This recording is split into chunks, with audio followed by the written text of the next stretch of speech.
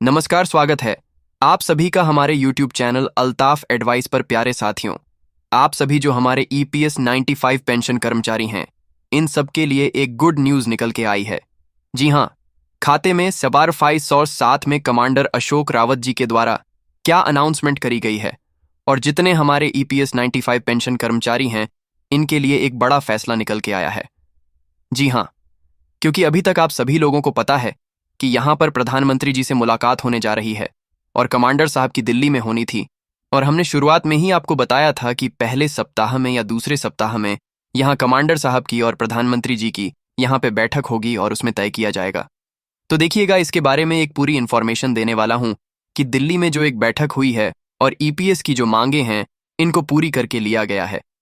अब किस किस को इसका फायदा मिल रहा है, किसका इस लिस्ट में नाम है, एक जो लिस्ट आई हुई है और इसमें कितने लोगों को RS0 दिए जाने की बात कही गई है, कितने लोगों को यहाँ पर जो है RS0 से ज्यादा रुपए बढ़ाने की बात कर रहे हैं, और फाइनली यहाँ पर कुछ लोगों के खाते में RS7500 की भी बात चल रही है।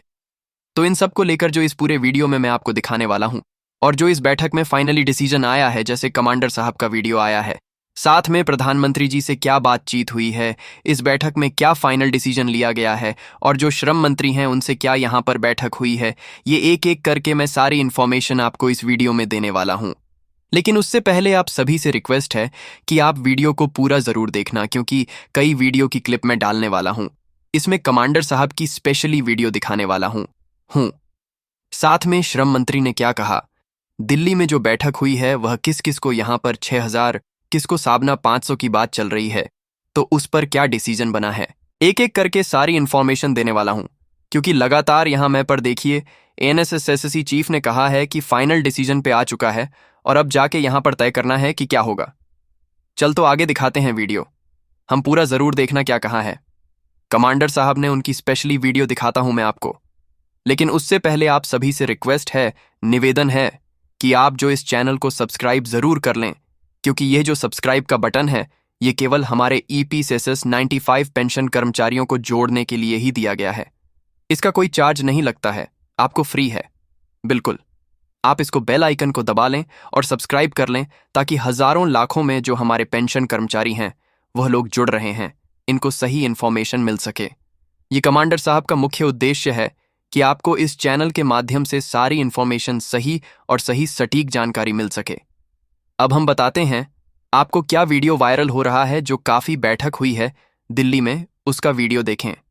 आप क्या कहाँ है मंच पर उपस्थित के प्रमुख श्रीमती नीलम शमी राव जी, यहाँ उपस्थित सभी CBT के माननीय सदस्यगण, यहाँ उपस्थित केंद्र और राज्य सरकारों के वरिष्ठ पदाधिकारी गण, और यहाँ उपस्थित सभी सम्मानित अतिथिगण, मीडिया के बंधुओं एवं ये अत्यंत हर्ष की बात है कि आज PPFO के द्वारा अपने CBT की मीटिंग्स के समापन के पश्चात ये कार्यक्रम यहाँ पर किया जा रहा है।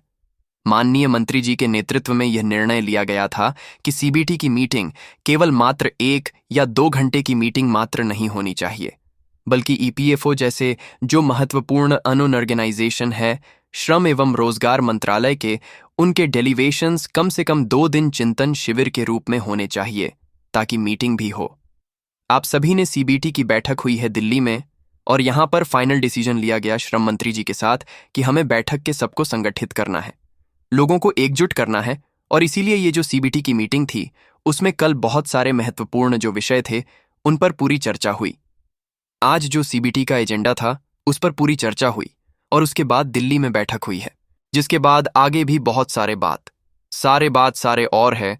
ये दिल्ली से बात सारे एजेंट फाइनल डिसीजन लिया गया है 700 को लेकर क्या करना है। इसमें कमांडर साहब, श्रम मंत्री और कई के या ESIC जो भी काम कर रहा है, उस दिन एक पब्लिक फंक्शन में लोगों को यह भी बताया जाए कि किस प्रकार के निर्णय हुए हैं। तो पूरी पारदर्शिता के साथ सरकार जो अपने स्टेक होल्डर्स हैं, चाहे वह EPFO हो, चाहे SIC हो, चाहे अन्य ऑर्गेनाइजेशन, समस्त राज्यों में अलग अलग मुख्यमंत्रियों से मांग की जा रही है। और हर स्तर पर प्रदेश में, चाहे महाराष्ट्र हो, गुजरात हो, महाराष्ट्र, तमिलनाडु, पांडुचेरी, आसाम, मेघालय, त्रिपुरा, अलग अलग स्टेट से आप देख रहे हैं। आप कमेंट जरूर करके बताना कि क्या कहना है आप सभी का इस वीडियो को लेकर।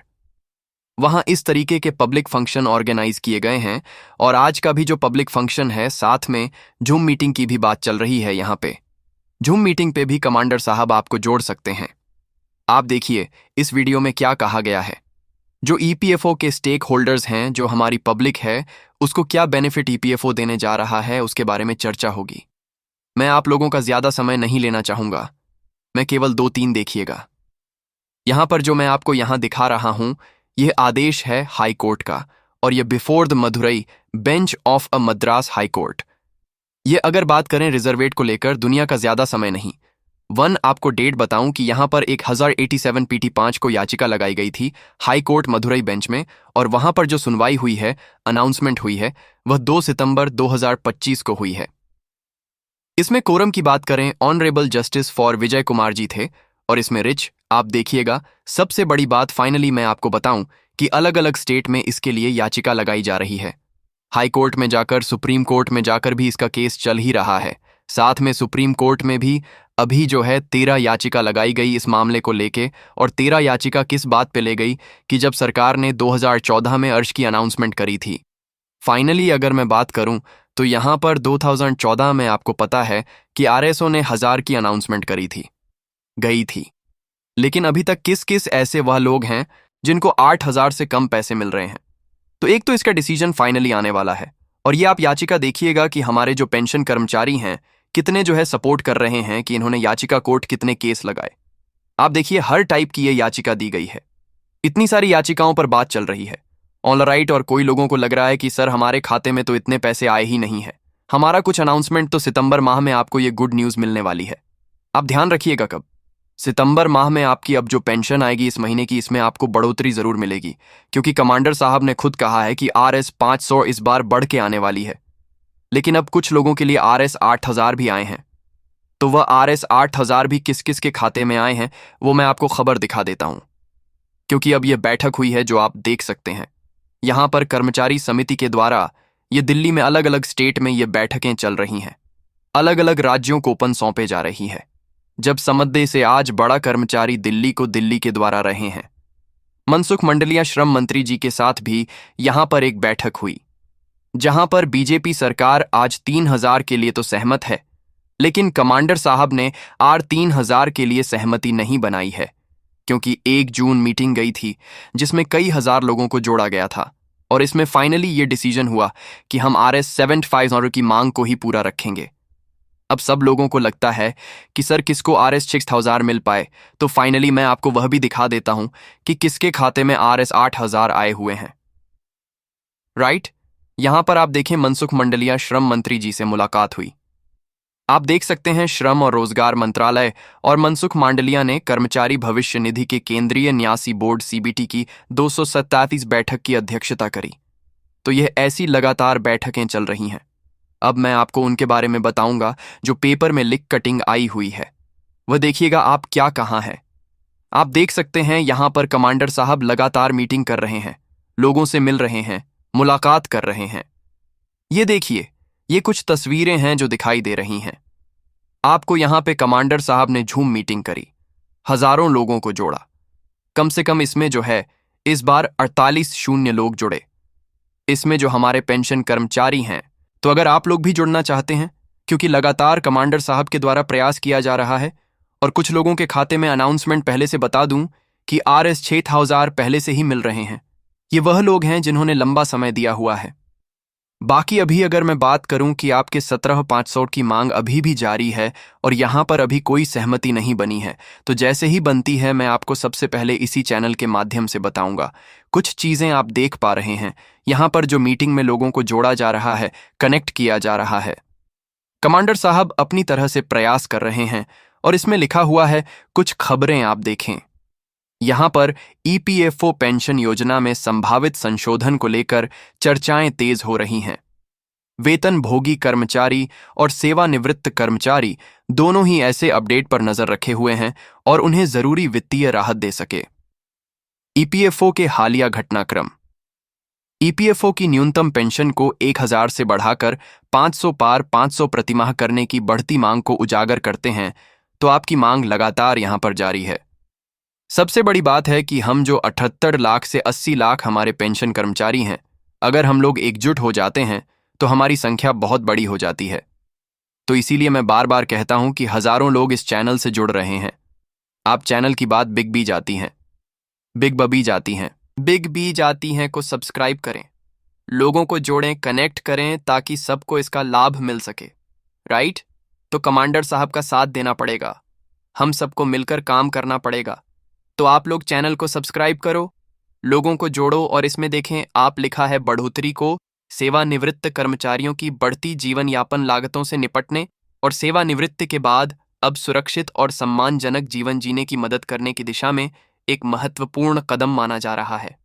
तो हर तरह से अपना प्रयास जारी है। ईपीएफओ हर तरह से आपको देखें यहां पे ईपीएफओ न्यूनतम पेंशन वृद्धि की घोषणा 2025 ऐसे मतलब ये होनी थी आपकी। लेकिन कुछ समय क्या हो गया, भारत और पाकिस्तान जैसी बीच में गतिविधियां आ गईं, उपराष्ट्रपति ने इस्तीफा दे दिया, अब जाके यहां पर स्टेबल हो रही है, गवर्नमेंट है ना। तो अभी इसलिए थोड़ा सा समय लग रहा है, बाकी यहां पर कमांडर साहब और पीएम मोदी जी की दिल्ली में बहुत जल्दी बैठक होने जा रही है, तो आप इसका इंतजार करना। फाइनल बहुत सारे लोगों के यहां पर मैसेज और कॉल भी आते हैं कि सर झूम मीटिंग में जुड़िए, तो मैं जरूर आपको जोड़ दूंगा। और आप किस स्टेट से देख रहे हैं आप वह भी बताना, कितनी पेंशन मिल रही है, और पीएम मोदी से जो मुलाकात होने जा रही है कमांडर साहब की इस हफ्ते में होगी दिल्ली में, तो वहां पर फाइनल और एक बार हो जाएगा कि हाँ हमारी बात जो है ये यहाँ पे क्लियर है। क्योंकि देखो आपको पता है 6,000 तो मिल ही रहे हैं, लेकिन कुछ लोगों को 1,000 से कम मिल रहे हैं। तो अब यही बात में मामला अड्डा हुआ है कि 5,500 की मांग को पूरा किया जाए। और आपको बता दें कि और जो पेंशन कर्मचारी हैं उनको और उनकी पत्नी के लिए तो फाइनली यहां पर फ्री ट्रीटमेंट कर भी दिया गया है। तो हर तरह से संभव प्रयास किया जा रहा है। देख सकते हैं आप 7,500 मासिक पेंशन की क्यों मांग है। ये सारी इंफॉर्मेशन मैं आपको देते रहता हूं, सारे अपडेट मैं आपको बताते रहता हूं। पूरे भारत में अलग अलग राज्यों से हमारे ईपी 95 पेंशन कर्मचारियों की मांगे हैं, इनको पूरा किया जा रहा है और यह मीटिंग भी हो रही है। तो आप किस राज्य में बात करते हैं, सारे अपडेट में आपको बात करें से देख रहे हैं और कितनी पेंशन मिल रही है आपको ये जरूर बताना, क्योंकि मैं आपके सारे कमेंट्स कमांडर्स आपके सामने रखता हूं। और फाइनली इसका एक जो सुप्रीम कोर्ट के सामने हमें सारी इंफॉर्मेशन देना है, वह सारी चीजें भी हम इसमें ही ऐड कर देते हैं। तो चैनल को फाइनली क्या करिएगा, सब्सक्राइब करिएगा और कमेंट्स करके बताना आप किस राज्य से देख रहे हैं, पंजाब, असम, मेघालय, तमिलनाडु, पांडुचेरी। तो ये सारी इंफॉर्मेशन हम आपको देते रहेंगे। और ये देखिए लगातार हमारा प्रयास जारी है, कई जगह मीटिंग चल रही है, बड़े बड़े नेताओं के साथ यहां पर देख सकते हैं। कमांडर साहब अपना प्रयास करें। धन्यवाद कमांडर साहब के लिए। और आप यहां देखें संशोधित कर्मचारी पेंशन योजना ईपीएस 95 के तहत न्यूनतम मासिक पेंशन बढ़ाकर 7 और 7,700 करने का प्रस्ताव है। यह बढ़ोतरी मई 2025 में लागू होना था, लेकिन अभी कुछ कारणों से यह घटक आप देख पा रहे हैं पेश किया जाएगा। अखिल भारतीय उपभोक्ता मूल सूचकांक के माध्यम से पेंशन समायोजन की जो है मुद्रास्फीति से जोड़ा जाएगा। तो बहुत जल्दी आपके लिए इसकी गुड न्यूज़ भी मिलने वाली है। तो चैनल पर सब्सक्राइब करें, ज्यादा से ज्यादा लोगों को जोड़ें। अब क्या कहा एनआईसीसी चीफ ने, उसकी उनकी वीडियो को भी सुन लें।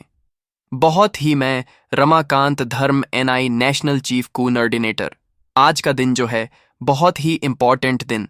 तब तक के लिए धन्यवाद।